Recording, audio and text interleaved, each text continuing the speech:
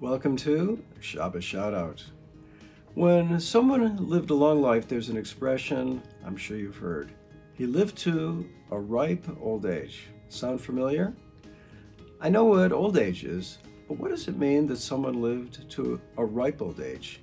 Melons become ripe. Well, the topic of old age is something that appears in this week's Torah portion.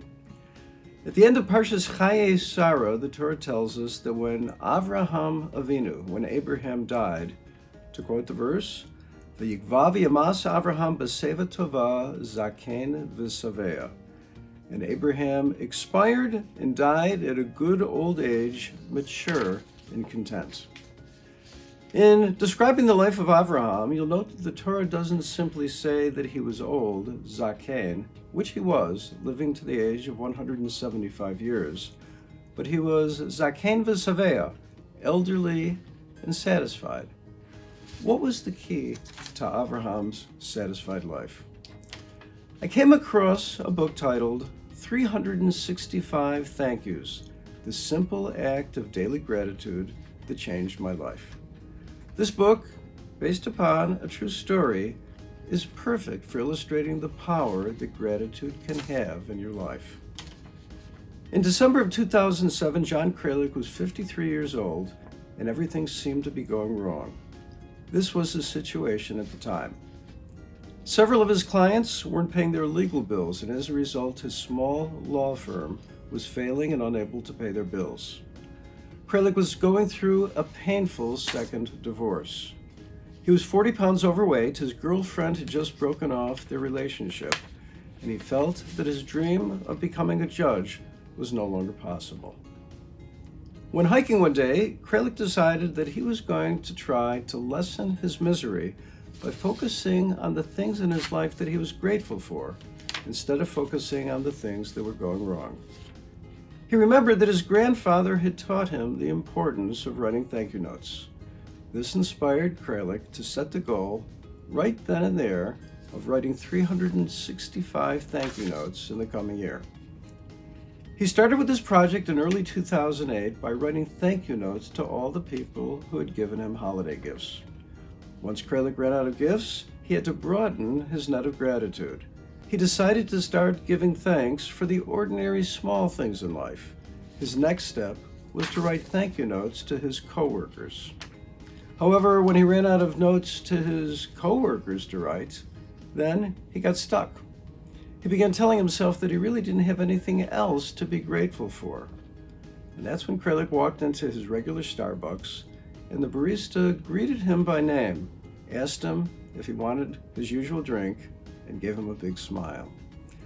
Kralik was struck by the fact that he was receiving such cheerful, personalized service. He asked the barista for his name and then wrote him a simple thank you note. The note said the following: "Scott, thank you for taking the time each morning to greet me in a friendly way. It's also wonderful that you took the time and the trouble to remember my name. In this day and age, few people make this effort, and fewer do it in a way that feels sincere. You do both. It really makes a difference." As Kralik continued his project, he noticed that he began to change. First, he noticed that writing the thank you notes kept him focused on the little things that he was previously taking for granted. Second, Kralik's exchanges with others changed. About 2 months after he started this project, he stopped responding to the question of "how are you?" by griping about his problems, and people responded differently to his response. Third, Kralik began finding things to be grateful for, even in difficult situations. And fourth, Kralik realized that giving thanks doesn't just have a positive effect on the life of the person expressing gratitude. It also has a positive effect on the person who's on the receiving end. People feel validated when they're recognized by others for something that they've done. In fact, Kralik discovered that many people kept his thank you notes. The greatness of Avraham Avinu, of Abraham, the Torah teaches us, is that he died a happy man. And we're told that he died a satisfied man because he was satisfied with whatever the Almighty gave him. How did he become such a person? One who was samech bechelko, happy with his fortune? Because at every opportunity, at every step of the way, in his rich 175 years of living, Abraham said thank you for every blessing that he received. November is upon us, and America will soon celebrate Thanksgiving. Though not a Jewish holiday, Thanksgiving is typically a time for many families to get together and to give thanks for their blessings.